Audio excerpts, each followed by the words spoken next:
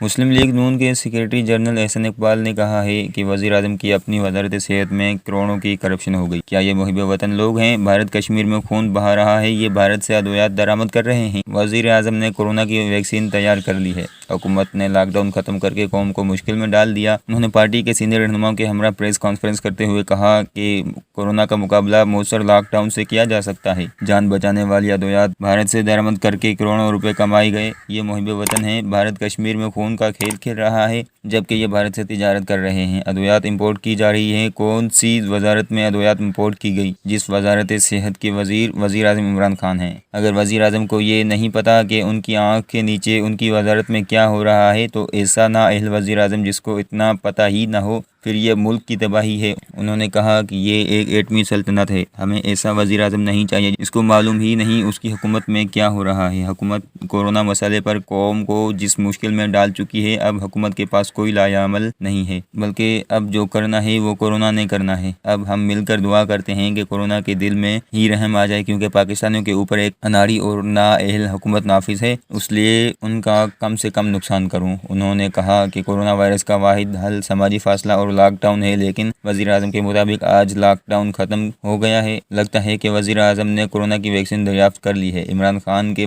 نزدیک NAB corona کی vaccine ہے۔ حکومت نے جو لاک ڈاؤن لگایا اس دوران بھی کوئی فائدہ حاصل نہیں کیا۔ وہ کورونا میں بہتر اقدامات پر آزاد کشمیر اور گلگت حکومتوں کو خراج تحسین پیش کرتے ہیں۔